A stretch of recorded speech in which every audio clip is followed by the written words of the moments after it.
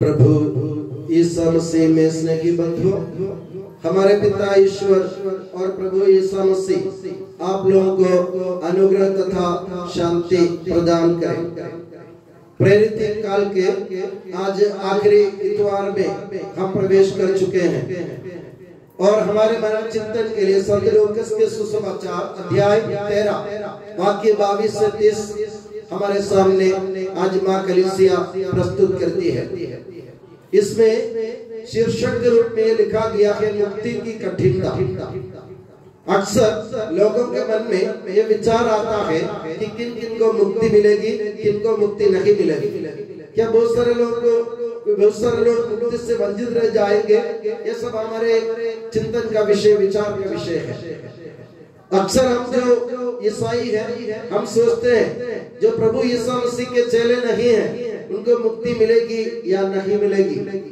ये सवाल हमेशा उठता रहता है हमारे मन में और दूसरों के मन में।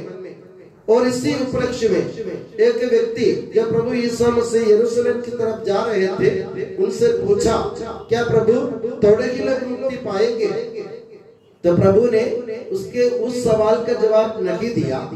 प्रभु ने ये नहीं कहा कि किसको मुक्ति मिलेगी, कितने लोगों को मुक्ति मिलेगी, किसको मिलेगी, किसको नहीं मिलेगी। प्रभु ने ये बात नहीं कही। प्रभु ने उल्टा उनको समझाया, मुक्ति मिलना या मिलना, मुक्ति देना नहीं देना वो सब ईश्वर के हाथ में। किसको मुक्ति मिलेगी वो ईश्वर जानेगा, ये ईश्वर ही तय करेगा। तुमको क्या करना है? तुमको ये करना है, मुक्ति पाने के लिए तुमको किस प्रकार तुम्हें अपने जीवन बिताने की जरूरत है। प्रभु यीशु मसीह कहते हैं किसको मुक्ति मिलेगी ये तुम्हारी चिंता के विषय ना हो। तुम्हारी चिंता का विषय ये है कि तुमको ये सोचना है मुझे मुक्ति किस तरह मिल सकती है, मुझे किस तरह मुक्ति मिलेगी। प्रभु ने उनको एक उपाय बताया, संकरे द्वार से प्रवेश करने की कोशिश करो, संकरे द्वार से प्रवेश करने का प्रयत्न करो। और उसके बाद प्रभु चेतावनी भी देते हैं, पूरा प्रयत्न करने के बाद भी बहुत सारे लोग प्रयत्न करने के बावजूद भी प्रवेश नहीं कर पाएंगे। और प्रभु के कहने का मतलब क्या है?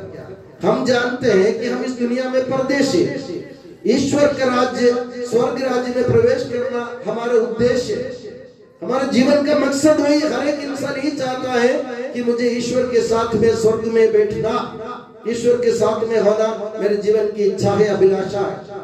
हिंदू धर्म में लोग कहते हैं वैकुंठ में हमें जाना है, वैकुंठ जाना है हम। और मुस्लिम लोग कहते हैं हमको जन्नत में जाना है। और ईसाई लोग कहते हैं हमको स्वर्ग में जाने की हमारी इच्छा है। तो ये जाने की इच्छा, स्वर्ग जाने की इच्छा यानी ईश्वर मिलन की इच्छा, ये तृष्णा इंसान के मन में हमेशा रहती है शुरू से।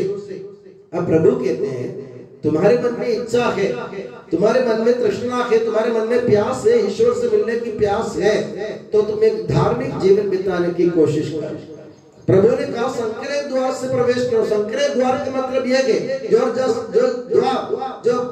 दरवाजा जो सकड़ा है उसमें से अंदर जाने के लिए हमको बहुत दिक्कत आती है। जब हमारे जो बड़ा गेट खुला रहता है आना जाना सबके लिए आसान हो जाता है। जब साइड का छोटा गेट खुला रहता है लोग हिचकते हैं, अंदर जाने के लिए सोचते कैसे जाऊं, छोटा गेट है।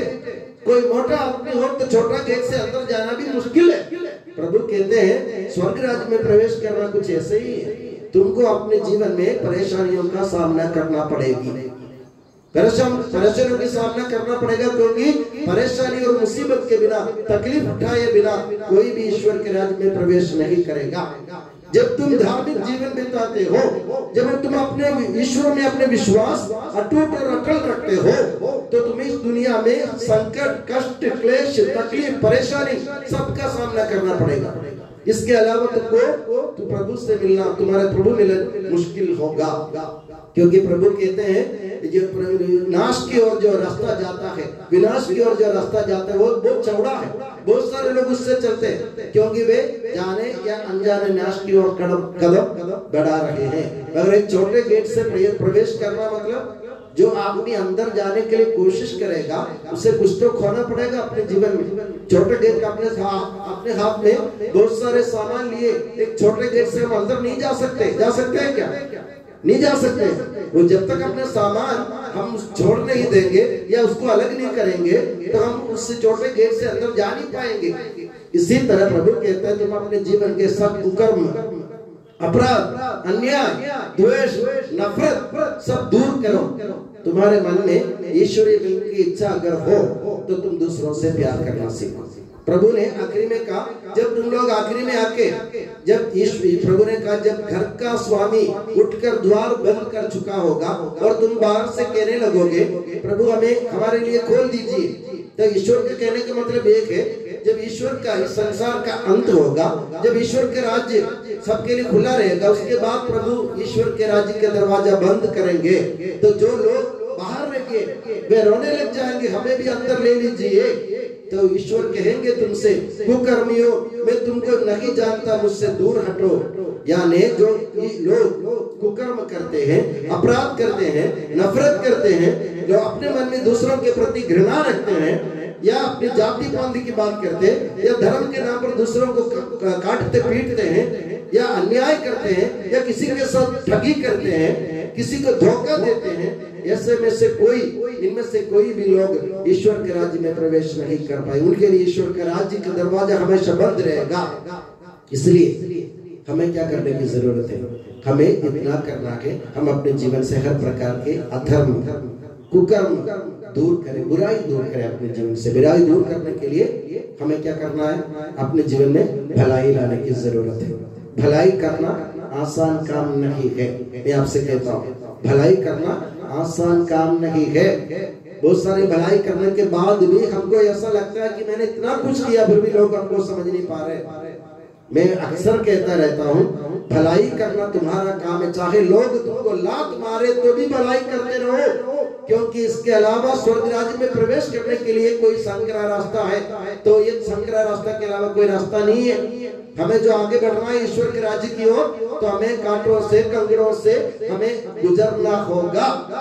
इसलिए मेरे प्यारे बंधुओं, भलाई करने सीखो। आप सोचते होंगे मैं कितने बड़े अमीर नहीं है कि हम क्या भलाई करें। आपके मन में अच्छाई हो, भलाई अपने आप आ जाएगी। आप कुछ भी कर सकते हैं दूसरों के लिए। एक छोटी सी मुस्कान भी, मैंने पहले भी आपसे ये बात कही थी, आप किसी दूसरे की ओर देख करके एक छोटी सी मुस्कान भी अगर आपके चेहरे में दिख जा, वो भी एक भलाई है। ईश्वर के राज्य में आपको जरूर स्थान मिलेगा।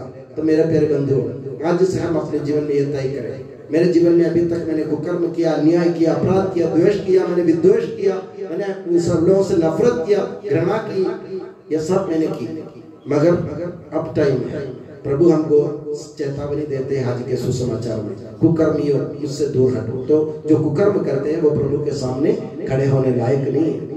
हम जरूर पापी हैं, मगर प्रभु पाप को भी माफ करने वाले। कैसे माफ करेंगे? जब अपने पूरे दिल से प्रभु के सामने पछताएंगे, रोएंगे, उनके चरणों में बैठेंगे पापी स्त्री की तरह, और भलाई अपने जीवन में कभी खत्म न होने दे। इसलिए संत पुरुष अपने विश्वासियों को याद दिलाते हुए कहते हैं, भलाई करते करते हिम्मत ना हारे, भलाई करते करते हिम्मत ना हारे, क्योंकि ईश्वर के राज्य में प्रवेश करने का एक सुगम मार्ग है। तो मेरे प्यारे बंधुओं, हम अपने जीवन में परिवर्तन लाने की कोशिश करें, और आने वाले जो दिन, अगले जो सप्ताह के हम कैथा काल यानी फलागमन काल में प्रवेश कर रहे हैं, तो हमारे जीवन में फल लाने के लिए हम प्रभु से दुआ मांगे, और प्रभु ईसा मसीह और माता मरियम आप सभी को हमेशा अपनी नियामत की छत्र छाया में सुखी और सुरक्षित रखेगा। पिता, पुत्र और पवित्र आत्मा के नाम पर आमीन।